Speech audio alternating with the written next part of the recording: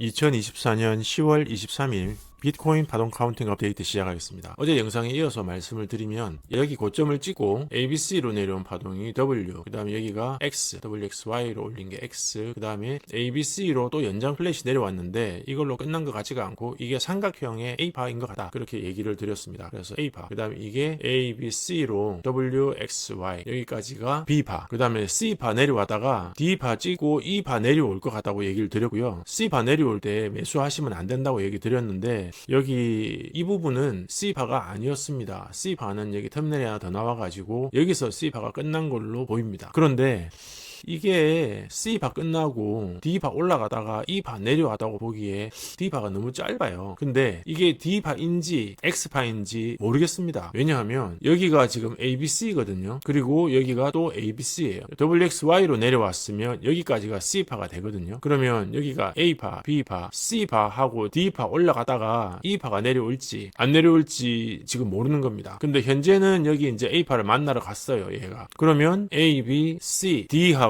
E가 수렴형이 될 수는 없냐? 이 터미널 안에 내부 파동이 아니기 때문에 수렴형도 될 수 있습니다. 여기가 C파인데 여기가 D파고 E파가 짧을 수가 있죠. 그러면 A, B, C, D, E하고 올라갈 수도 있습니다. 그래서 Y파는 지금 어떻게 마감될지는 몰라요. 모르는데 현재는 A, B, C, D, E로 마감했을 가능성도 있고, 왜냐면은 D파가 A파를 만났으니까. 그 다음에 C파가 여기까지 내려왔다가 여기까지 D파하고 E파가 또 저갱을 할 수도 있습니다. 안 할 수도 있고요. 그건 모릅니다. 그건 모르고 여기가 저점이고 D파하고 E파를 찍고 올라갈 수도 있고 저갱을 할 수도 있습니다. 그러면 이게 D파인지 아닌지는 어떻게 아느냐? 일단 여기 A파를 만났으니까 D파의 가능성이 있고요. 그 다음에 여기까지가 ABCW, X, Y 하고 다시 내려오면 E파가 내려오는 것일 수도 있습니다. 이 박스 안에서 움직이면 D파, E파일 수 있거든요. 근데 그 E파가 저점을 깨지 않을 수도 있습니다. A, B, C, D, E 하고 올릴 수도 있는 거죠. 수렴형, 강세 확산은 아니고 강세 수렴. A, B, C, D, E. 보통 이제 얘기하는 강세 수렴은 1, 2, 3, 4, 5 이거를 강세 수렴이라고 하는데 강세 확산형의 수렴형이라고 얘기를 하는데 이런 경우는 보통 그냥 수렴형이라고 하죠. 강세 수렴형이라고 안 하고. 근데 삼각형은 맞습니다. A, B, C, D, E 수렴형 삼각형입니다. 보통 수렴형 삼각형은 이래 생겼잖아요. 이래 생겼는데 얘는 C파가 더 긴, C파가 A파 저점 고점보다 더 많이 나가 있는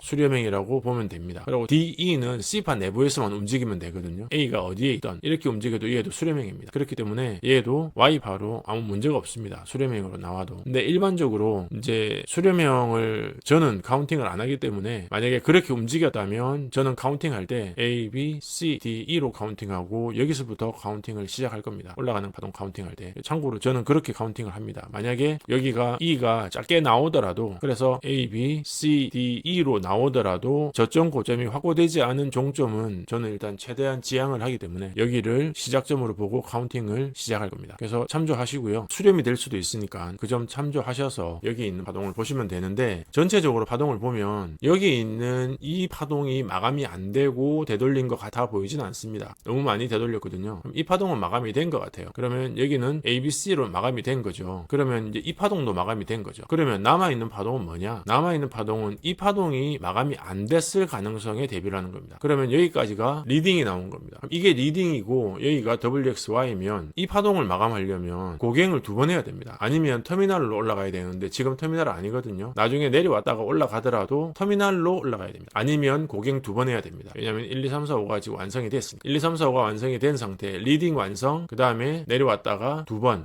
과연 두 번 할 힘이 있을까 싶긴 한데 일단은 이 파동을 마감을 해야 되기 때문에 한 번 해가지고는 안 되고 한 번 더 해야 되고요. 아니면 터미널로 올려야 되는데 그걸로 올릴 수 있을런지는 모르겠습니다. 일단은 그래서 이게 WXY가 그냥 WXY에 내려오는 파동의 A파, 그 다음에 B파를 만들 가능성이 아직은 더 커 보입니다. 그래서 여기에서 매수를 하셨던 분들, 여기서 매수하셨던 분들 올라가는 파동 보고 WXY 나오는데 얘가 이렇게 구부러진 화살촉처럼 올라가면 구부러진 화살촉으로는 위를 올릴 수가 없습니다. 여기에 있는 매물대를 뚫을 수가 없어요. 그래서 밑에서 5연장 터미널 만들고 쏘아 올리는 경우가 아니면 이 매물대를 뚫기가 쉽지가 않기 때문에 여기서 올릴 때 슬림하게 터미널로 쏘아 올린다 그러면 그게 가능하고요. 그게 아니고 그냥 이렇게 구부러진 부러진 화살처럼 올라가면 얘는 WXY로 B파가 될 가능성이 크구나, 그렇게 보시면 될 것 같습니다. 그래서 만약에 부러진 화살처럼 WXY로 올라가면 롱 포지션 밑에서 잡은 거 익절하시고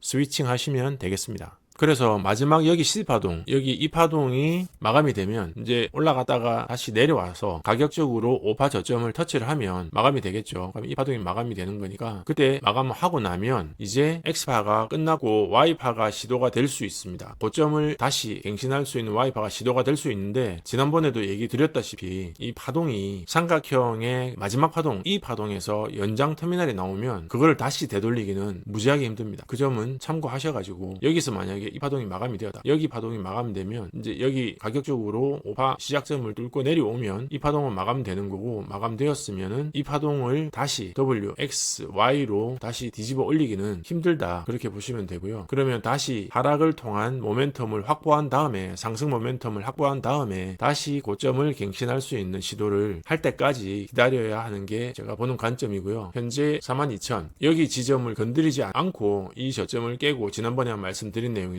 이 저점을 깨고 내려오면 다시 74,000을 갱신할 수 있는 여진이 있습니다. 근데 그게 74,000 갱신하는 게 74,000을 할 수도 있다는 거지 74,000을 갱신해서 10만까지 가는 그런 파격적인 충격 파동이 나온다. 그런 얘기의 의미는 아닙니다. 이 고점을 갱신할 수 있는 기회는 이때였습니다. 이때 갱신을 했었어야 되는데 못한 거죠. 그리고 현재 만들어진 파동은 1, 2, 3, 4, 5파가 만들어졌고 5파를 지금 보이도 못 시키고 내려오고 있는 파동으로 봅니다. 그래서 다시 내려왔다가 다시 올릴 수도 있는데 그러려면은 이 삼각형에 있는 힘이 다 빠져야 됩니다. 그리고 나서 시도는 할 수 있겠죠. 다시 ABC로 올리거나 할 수는 있을 겁니다. 요 42,000이 유지가 된다면 그러면 그때까지는 힘을 좀 비축을 하고 다시 올릴 수는 있겠습니다. 근데 그때까지 힘을 비축하는 게 이 42,000을 언제까지 유지할 수 있을지 이 내려오는 터미널 1, 2, 3, 4, 5를 얼마나 버틸 수 있을런지는 모르겠습니다. 현재 여기도 지금 이제 힘을 비축을 했거든요. 그리고 매물대를 두툼하게 지금 만들었기 때문에 이거를 뚫고 올라가기는 너무너무 힘든 겁니다. 이 매물대가 있는데 이 매물대를 이렇게 뭉툭한 삼각형으로 뚫으려고 했으니 뚫어질 리가 없죠. 힘듭니다. 이런 거는 뚫으려고 했으면 칼처럼 날카롭게 짧게 슬림하게 밀어 넣어야 됩니다. 그렇지 않으면 이 파동은 뚫을 수 있는 매물대가 아닙니다. 네, 그래서 74,000의 가능성이 아예 없느냐? 있습니다. 언제 있느냐? 이 저점을 깨고 내려왔다가 다시 힘을 모아서 42,000이 깨지지 않은 상태에서 다시 올릴 수는 있겠습니다. 그런데 그 또한 더 힘듭니다. 이만큼 길이가 내려온 만큼 더 힘듭니다. 근데 파동상으로는 가능은 하다. 하지만 가능성은 점점 여기서 멀어질수록 희박해진다. 그렇게 보시면 될 것 같습니다. 네, 오늘 비트코인 파동 카운팅 업데이트는 여기까지 하겠습니다. 고맙습니다. 여기서부터는 펀더멘탈 영상 관련해서 말씀드립니다. 펀더멘탈 강의가 책을 보고 봐야 되느냐, 책을 안 보고도 바로 봐도 되느냐, 뭐 그런 질문들을 많이 해주시는데요. 제가 알고 있는 몇몇 분은 책과 펀더멘탈을 동시에 시작하신 분들이 꽤 계십니다. 그런데 지금 5초봉 카운팅 하시고 파동 카운팅을 5연장 터미널 그 컨셉을 다 이해를 하고 계신 분들이 많이 계시기 때문에 펀더멘탈 강의를 보실 때 책을 보시고 보시면 더 좋지만 그렇지 않더라도 생각보다 쉽게 이해를 하시는 분들이 많으시니까 너무 망설이지 마시고 궁금한 게 있으시면 시간을 내서 시작을 해 보시라고 권해드립니다. 제 영상을 보시면 파동 카운팅 하는 게 AJ 프로스트의 회색 책이나 아니면 글렌 릴리의 엘리어트 파동 마스터 책하고 비슷한데 좀 다른 게 있습니다. 그게 다른 게 아니라 연장 파동입니다. 터미널 안에 터미널. 그런데 책을 보고 공부를 하셨더라도 터미널 안에 터미널에 대해서 궁금한 점이 있어서 호기심을 갖고 계셨던 분들은 제 영상을 보면 금방 이해를 할 수가 있는데 그렇지 않은 분들은 이해를 할 수가 없습니다. 그래서 엘리어트 파동의 기본 개념하고 터미널 안에 터미널, 연장 터미널에 대한 개념을 정리를 해서 펀더멘탈 영상을 만들었습니다. 펀더멘탈 공부방 회원이 되고 나서 이제 공부도 하시고 그리고 나서 이제 직접 카운팅을 할 수 있게 되고 나니까 어떤 회원님은 그런 얘기도 하시더라고요. 지금까지 이런 거를 혼자 알고 있었냐고. 그래서 혼자 알고 있는 게 아니라 함께 공부하는 공부방이 되려고 영상을 준비했습니다.